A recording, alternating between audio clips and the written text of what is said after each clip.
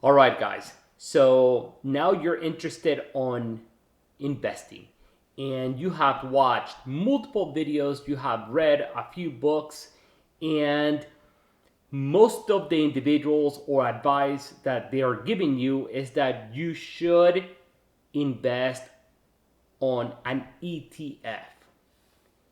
What is an ETF? So an ETF is pretty much a basket of stocks. Here's a basket, and inside of the basket, you're going to have different stocks. So you're paying one price for the basket, but the basket inside includes different stocks.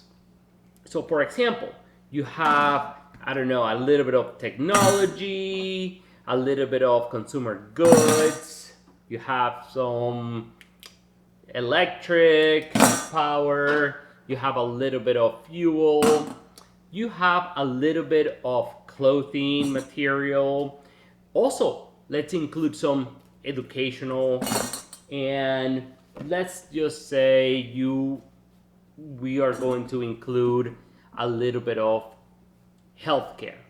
So this basket right here, let's just say, is around $50 for the basket.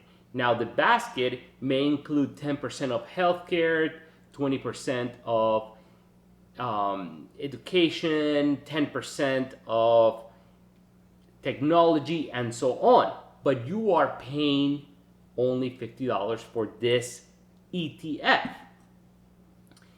And the ETF may go up in value, may go down in value, and sometimes the ETF may give you some dividends every 3 months or maybe every month and so on. Okay, so what is the good thing about an ETF is that, for example, this week the healthcare is doing bad. Just for example, the healthcare is doing bad, so you're losing some money here, but you won't lose that much value of the ETF because you may have technology that is doing very, very, very well. So the ETF keeps balance. And ideally, the ETF may go up in value. So hopefully within, let's say, 10 years, it goes up, I don't know, 10%, 15%, who knows? So that is the reason it is safer to invest on an ETF, because the risk is less and you still have exposure to many, many different industries. Pretty much. That's what we're trying to say here, or this is what I'm trying to illustrate here. Now, let's go ahead and just imagine that this ETF, it follows the stock market. Or to be more specific, this ETF follows the S&P 500. The S&P 500 is the best 500 companies or the top performing 500 companies in the United States. Okay? So we're talking about the stock market in the United States. And there is a product by the name of BOO. BOO is a Vanguard S&P 500 ETF. And this ETF may have 8.6% communication services, 10.70% consumer goods, may have 4% energy, may have 12.70% healthcare. Okay, so I'm going to go ahead and include a picture here so you guys can see how this ETF is broken down. Now, this ETF as of Friday, December the 15th, 2023, was going for $433.09.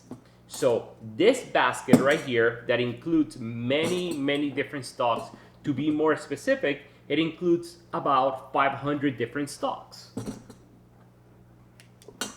And the entire basket it follows the top performing companies in the United States, all 500 of them, and the basket is selling for $433.09. Okay, now the value goes up, goes down, it gives you a little bit of dividends as well, so it's a win-win situation.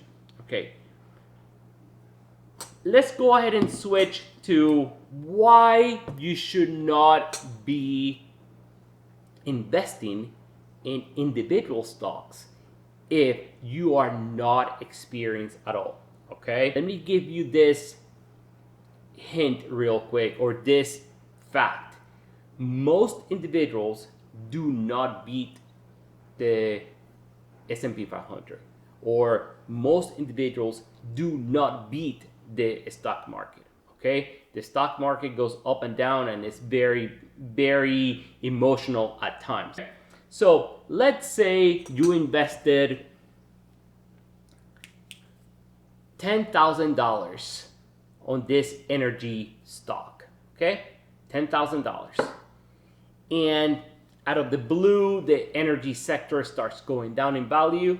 You're going to lose your money very quickly. You may drop 10% within a month or 2 months, who knows? So that means that you're going to lose a lot of money quickly. Okay, so this is the reason it's not recommended to invest in just one stock. You want to be diversified. Okay, that's the reason for this. One last thing that I want to touch, okay, is the cost of an ETF and the cost of a financial advisor. So the ETF BOO, which followed the S&P 500, this ETF has an expense ratio of 0.03%. What does that mean? That for every $10,000 that you have invested in this ETF, they're going to charge you annually, they're going to charge you $3. Okay? Let's say you are paying a financial advisor. The financial advisor is going to charge you likely about 1%.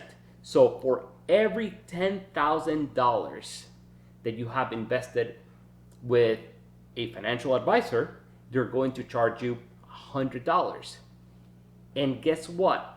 That financial advisor may end up putting your money into an ETF such as BOO. In summary, what you want to do is you want to keep your fees extremely low. You don't need to be paying fees for all this stuff. The education is there. I have read many books, and I have watched many videos, and the best investment that I have done so far is to educate myself.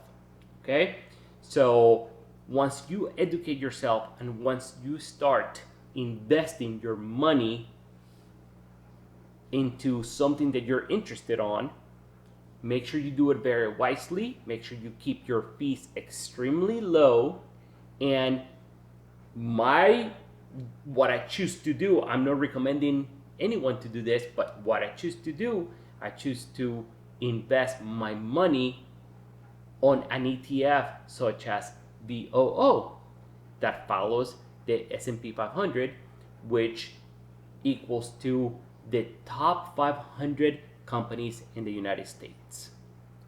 I hope you found this video very helpful. I hope you learned what an ETF means. Please like, subscribe, and share this video